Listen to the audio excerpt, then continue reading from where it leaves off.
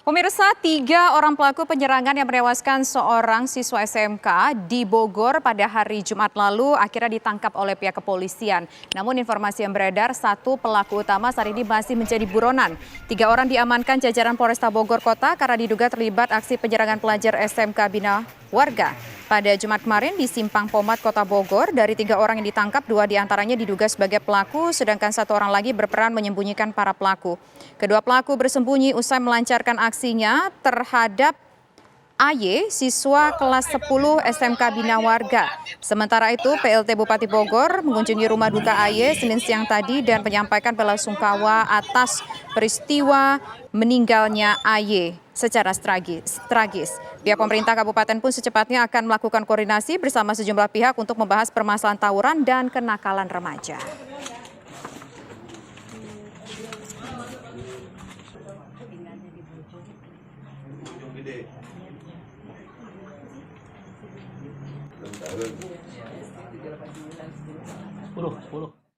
Dan untuk mengetahui informasi terkini dari peristiwa pembacokan yang menewaskan seorang siswa SMK di Bogor, Jawa Barat, pemirsa, kami sudah terhubung dengan Bapak Dudi Syarudin yang merupakan KPAID Kota Bogor. Selamat malam Pak Dudi. Pak Dudi, kita ingin tahu apakah baik antara korban dengan pelaku ini mereka saling mengetahui atau sebelumnya ada permasalahan sehingga terjadilah penganiayaan berujung dengan tewasnya korban. Malam Mbak, sepengetahuan kami berdasarkan observasi di lapangan antara pelaku dan korban sama sekali tidak saling mengenal. Dan tentu saja juga korban ini betul-betul siswa yang baik dan mendapatkan beasiswa dari sekolahnya begitu. Nah, sebelumnya apakah ada yang menjadi motif dari peristiwa pembacokan ini, Pak? Apa yang menyebabkannya jika mereka tidak saling kenal satu sama lain?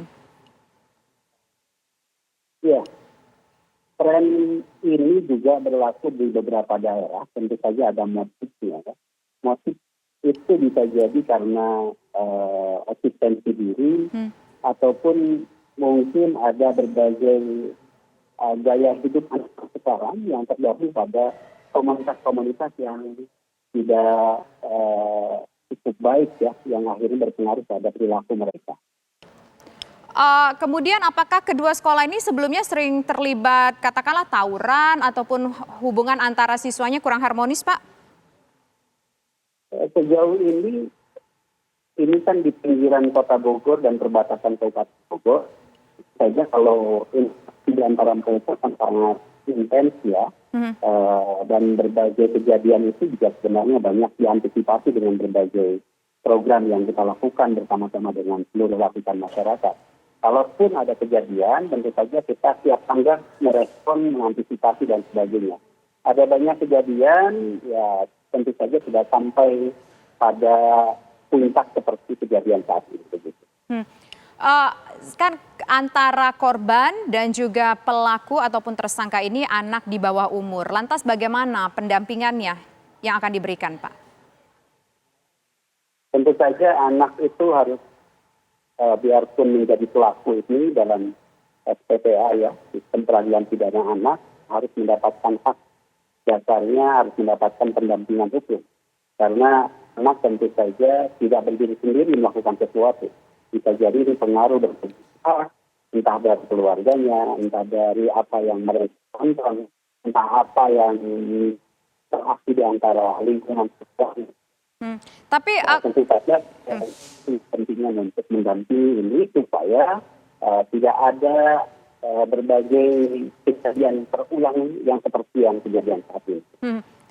Kemudian Pak, ketika mereka sudah mengetahui mereka melakukan tindakan kriminal itu, mereka sempat tidak mungkin berbincang dengan katakanlah psikolog ataupun pihak KPAID sendiri mengenai apa yang sudah mereka lakukan? Apakah mereka menyadari yang mereka lakukan itu salah, menghilangkan nyawa seseorang begitu? Ya, kalau pelakunya dan mungkin berbagai pihak yang terindikasi melakukan banyak kegiatan seperti ini, sebenarnya ada berbagai program dari kita. Entah nih kalau anak pelaku ini juga termasuk di dalamnya, kita juga ada berbagai kegiatan ke sekolah-sekolah dalam rangka edukasi, sosialisasi, mengadvokasi. kaitan dengan berbagai kekerasan, bullying dan sebagainya. Jadi secara personal pelaku ini juga tidak pernah kita kenali secara khusus ya. Karena ini yang kejadian juga begitu sangat mengagetkan semua pihak. Ini juga kejadian yang tidak kita harapkan sama sekali begitu. Oke, kemudian apa yang akan dilakukan Pak ke depannya agar peristiwa seperti ini tidak terulang lagi? Karena kan diinformasikan bahwa ada informasi menyebutkan di luar sana ini karena mereka memberikan tantangan secara media sosial, kalau nggak salah melalui Instagram, hal tersebut Pak. Lantas bagaimana langkahnya Pak? Ya, di era digital saat ini, di era sosial media saat ini tentu saja ada banyak konten-konten yang justru membuat anak ini merasa dirinya itu punya eksistensi diri. Nah, kalau seandainya eksistensi dalam hal positif tentu saja harus kita respon dengan baik, harus kita support. Nah, masalahnya ketika emang anak-anak ini masuk pada wilayah-wilayah yang seperti ini. Katakanlah ada mungkin terindikasi berbagai komunitas yang seleksi di antara mereka itu harus ada tindakan-tindakan yang bisa melukai atau bahkan mungkin bisa jadikan korban. Nah, ini yang harus kita waspadai. Nah, bagi kami, lembaga KPAID ini tentu saja ini jadi concern kami dan harus dilakukan berbagai kolaborasi dan sinergi dengan berbagai pihak.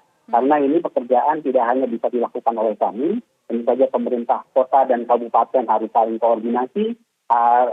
Yang kami dengar juga ada berbagai program dari Kapolresta Bogor Kota juga mengunjungi berbagai sekolah-sekolah yang tentu saja dalam kapasitas sosialisasi, advokasi, supaya apa yang terjadi saat ini tidak terulang di masa yang akan datang. Baik, terima kasih Pak Dudi atas waktunya sudah berbincang bersama kami KPAID Bogor. Selamat malam.